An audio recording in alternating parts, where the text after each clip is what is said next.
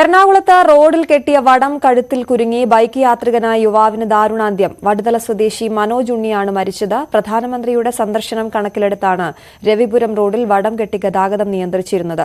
പോലീസിനെതിരെ മരിച്ച മനോജ് ഉണ്ണിയുടെ സഹോദരിയുടെ കുടുംബം രംഗത്തുവന്നു. പോലീസ് റോഡിന് കുറുകെ വടം കെട്ടിയത് കാണുന്ന വിധമായിരുന്നില്ലെന്ന് സഹോദരി ചിപ്പി പറഞ്ഞു.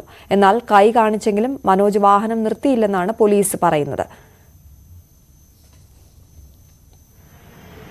ഇന്നലെ രാത്രി 10 മണിയോടുകൂടിയായിരുന്നു പനമ്പള്ളി ഭാഗത്തു നിന്നും രവിപുരത്തേക്ക് വന്നുകൊണ്ടിരുന്ന മനോജിന്റെ കഴുത്തിൽ വടം കുരുങ്ങി ദാരുണമായ അന്ത്യം സംഭവിച്ചത്. ഇന്നലെ പ്രധാനമന്ത്രി എറണാകുളത്ത് കൊച്ചിയിലെത്തിയതിനാൽ പ്രധാനപ്പെട്ട റോഡുകളെല്ലാം അടച്ചിരുന്നു, ഗതാഗതം നിരോധിച്ചിരുന്നു. പക്ഷേ ഇതറിയാതെയായിരുന്നു മനോജ് ഈ ഭാഗത്തേക്ക് വന്നത്.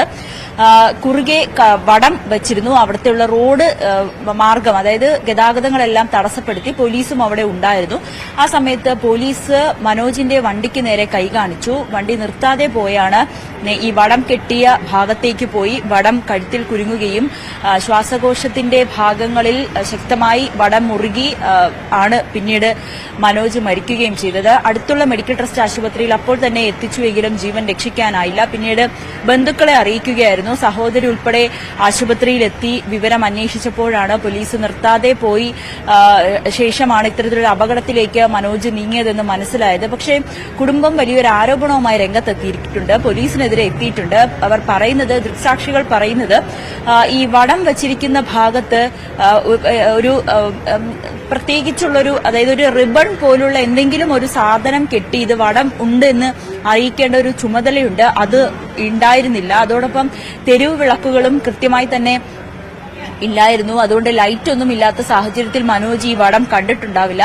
ഒപ്പം പോലീസ് സൈഡിൽ നിന്നാണ് കൈ കാണിച്ചത്. അതുകൊണ്ടായിരിക്കും മനോജ് പോലീസിനെ ശ്രദ്ധിക്കാതെ മുന്നോട്ടേക്ക് പോയത്. അതുകൊണ്ടാണ് ഇത്ര വലിയൊരു അപകടത്തിലേക്ക് നയിച്ചത്. ദൃക്സാക്ഷികളും ഇത് തന്നെ പറയുന്നു എന്ന് കുടുംബം ആരോപിക്കുന്നുണ്ട്. അതായത് ഈ പോലീസ് സൈഡിൽ നിന്ന് കൈ കാണിക്കുന്നു, അല്ലെങ്കിൽ ഈ വടം വച്ചിരിക്കുന്ന ഭാഗത്ത് റിബണോ മറ്റും കെട്ടി കൃത്യമായിട്ടുള്ളൊരു നിർദ്ദേശം, അതായത് ഒരു ഇൻഡിക്കേഷൻ അവിടെ നൽകിയിരുന്നെങ്കിൽ മനോജിന്റെ ജീവൻ നഷ്ടമാകില്ലായിരുന്നു എന്ന് സഹോദരി ചിപ്പി പറയുന്നു.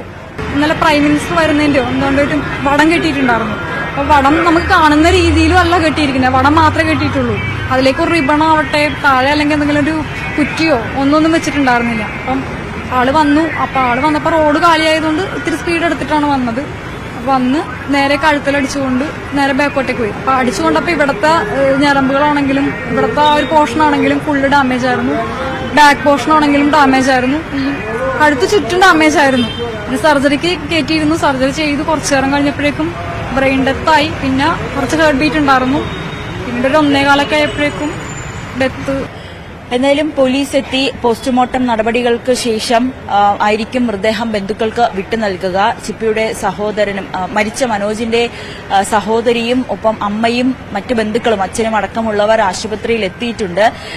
അവർക്കൊക്കെ വളരെ ഷോക്കായ ഒരു സംഭവം കൂടിയായിരുന്നു. കാരണം ഒരു മരുന്ന് മേടിക്കാൻ വേണ്ടി അമ്മ വിളിച്ചതിനെ തുടർന്ന് മരുന്ന് വാങ്ങാൻ വേണ്ടിയിട്ടായിരുന്നു മനോജ് വണ്ടിയെടുത്ത് പുറപ്പെട്ടത്. അപ്പോഴായിരുന്നു ഇത്രയും വലിയൊരു ദുരന്തത്തിലേക്ക് കലാശിക്കുകയും ചെയ്തത്. പോലീസിനെതിരെ വലിയൊരു ആരോപണം കൂടിയാണ് ബന്ധുക്കൾ ഉന്നയിക്കുന്നത്. എന്തായാലും പോസ്റ്റ്മോർട്ടം നടപടികൾക്ക് ശേഷമായിരിക്കും കൂടുതൽ കാര്യങ്ങളിൽ വ്യക്തത വരികയുള്ളൂ. പോലീസ് പറയുന്നത് മനോജ് വണ്ടി നിർത്താതെ പോയി അത് മദ്യപിച്ചിട്ടുണ്ട് എന്നടക്കമുള്ള കാര്യങ്ങളിലും പോലീസ് സംശയം ഉയർത്തുന്നുണ്ട്. എന്തായാലും പോസ്റ്റ്മോർട്ടം റിപ്പോർട്ട് കഴിഞ്ഞതിന് ശേഷമായിരിക്കും അതുൾപ്പെടെയുള്ള കാര്യങ്ങളിൽ കൃത്യമായിട്ടുള്ളൊരു വിവരം ലഭിക്കുക.